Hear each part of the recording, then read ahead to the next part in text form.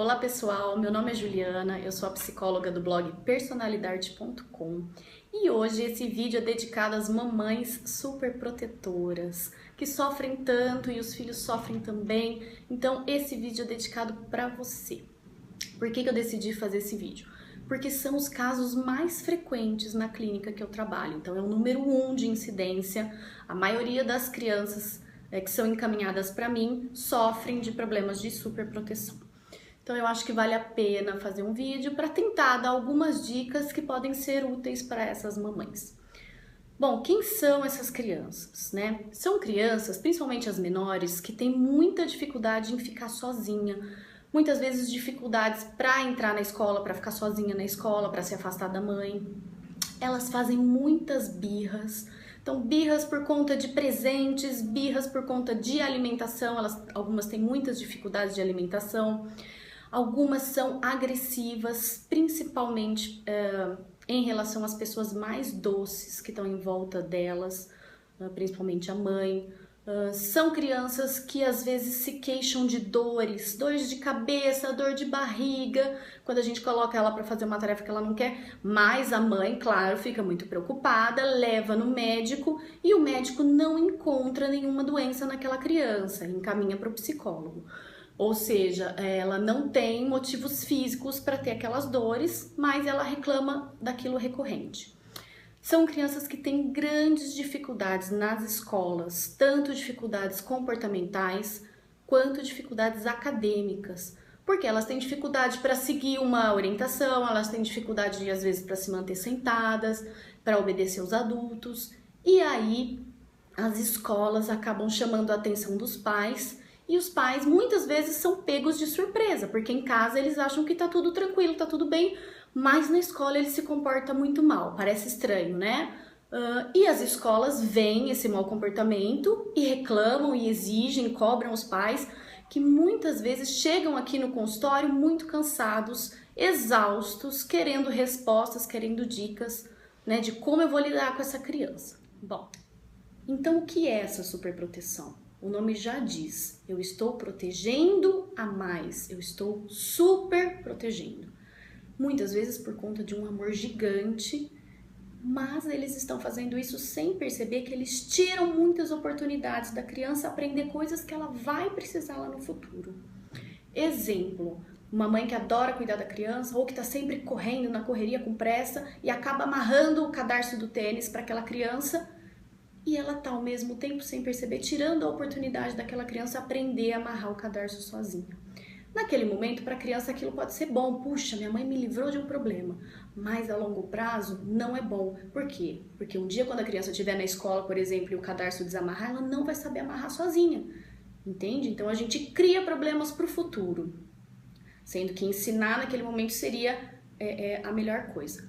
Aí vocês podem virar para mim e falar, nossa Juliana, mas você está falando de um exemplo tão pequeno, de algo tão simples da rotina. Sim, pessoal, são pequenos comportamentos na rotina que treinam as crianças para elas terem mais habilidades ou menos habilidades, né? Então essa coisa da rotina, da educação diária, dos limites e das regras são muito importantes, né? São coisas pequenas que vão dar grandes resultados lá no futuro, né?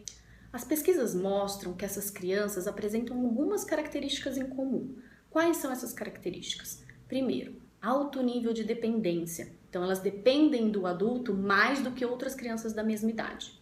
Segundo, insegurança emocional. São crianças bastante inseguras. Terceiro, baixa autoestima, baixa resistência à frustração. E se esses problemas anteriores não forem tratados, a criança corre o risco de desenvolver um transtorno de ansiedade sério, né? Então, se você vê aí algumas desses sintomas no seu filho, vamos procurar uma ajuda, vamos procurar um psicólogo, né? Porque tem muito o que ser feito. É claro que cada criança é única, nem todas vão apresentar todos esses sintomas, cada caso é um caso e exige uma avaliação específica, tá bem? Aqui eu tô tentando dar algumas dicas gerais, você usa o que der pra você, tá bom? Bom, vamos lá, cada um. Dependência. O que é dependência? Significa depender mais do adulto. Então, eu dependo para a escolha de roupas, eu dependo para fazer a tarefa do meu lado, ele depende do adulto. muitas vezes até da própria professora na classe. É uma criança que não tem autonomia, ela tem dificuldades em fazer as coisas sozinha. Então, a tendência dela, quando ela está diante de um desafio, é buscar alguém que faça por ela e não tentar resolver sozinha, tá? Segundo ponto, insegurança. O que é a insegurança?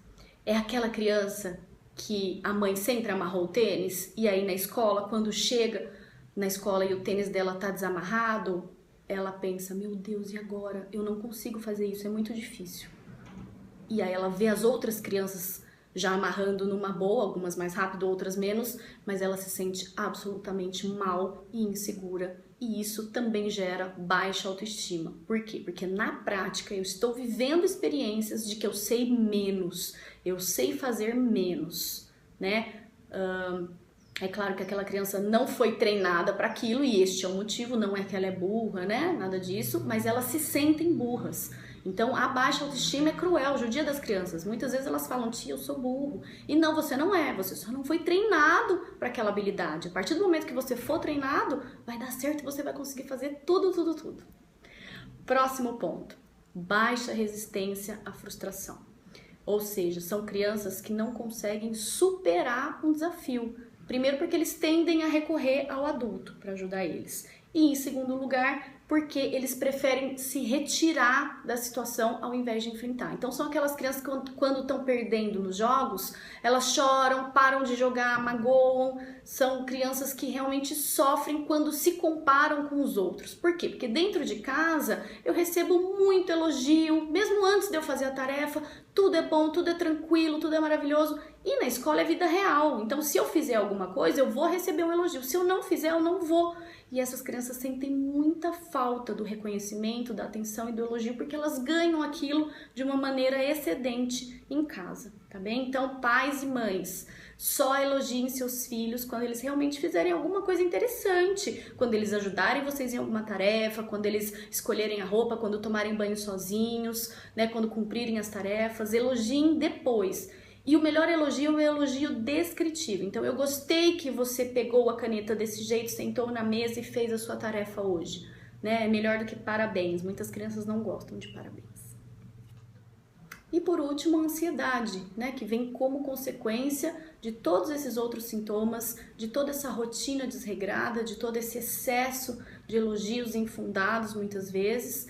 E a criança se sente muito mal, ela sente que ela é uma fraude fora de casa e que tudo que falaram para ela dentro de casa não é bem assim, ela não se reconhece, ela não se adapta e a ansiedade é muito cruel, né? A criança pode ter grandes medos, né? Ela pode roer unhas, enfim, um transtorno de ansiedade que precisa ser tratado, é algo mais intenso, mais profundo, né? E aí exige uma atenção de um profissional. Bom, pessoal, dicas para as mamães superprotetoras, no geral. Primeiro, colocar regras e limites para os seus filhos. Existe um livro muito bacana do Samitiba que eu gosto muito, que chama Quem Ama, Educa. É um livrinho mais antigo, mas vale a pena ler. O que eu recomendo? Que todas as regras e os limites sejam colocados de uma maneira muito clara. Então, papais e mamães, atenção para as promessas que vocês vão fazer. Se vocês prometerem algo tanto positivo quanto negativo, vocês têm que estar preparados para cumprir. Então, o que é uma promessa positiva? Se você tirar mais que 7, eu vou te levar para comer no McDonald's. Se ele tirar, você tem que levar. Ou as promessas negativas. Se você não passar de ano, você não vai viajar com a gente. Se ele não passar, você tem que estar pronto para cumprir isso. Então pense bem, porque às vezes você tem outros filhos e ai meu Deus, como eu faço? Porque agora a viagem já está comprada e eu vou ter que levar. Ou seja, sua palavra fica em vão e isso não pode acontecer. Então vamos planejar bastante essas regras e esses limites para que aquela criança tenha consistência, né? Para que você consiga desenvolver a sua autoridade um pouco melhor. Bom, outra coisa. Não elogiar à toa. Então tenta elogiar sempre que a criança fizer alguma coisa realmente bacana. E o melhor elogio é o descritivo. Vamos evitar o parabéns. Vamos descrever o que ela fez. Gostei que você me ajudou a trocar a sua irmã hoje. Você foi carinhoso com ela, segurou ela enquanto eu pegava as outras fraldas. Enfim, você está descrevendo um bom comportamento. Próximo. ter uma rotina regrada, com horários para comer, para dormir, para tomar banho, para fazer as lições antes das diversões. Então, primeiro a obrigação e depois o lazer. Primeiro as tarefas, depois você vai brincar, vai jogar videogame, né? Então, acho que são pequenas regrinhas que ajudam muito as mamães e os papais. Para quem quiser outras dicas online, eu posso oferecer no atendimento psicológico online por Skype. O site é julianapsicologa.com.br. Vai ser um prazer atender você. E eu espero que tenha ajudado um pouquinho as mamães e os papais aí que sofrem muito com esse problema da superproteção. Um beijinho para vocês e até a próxima.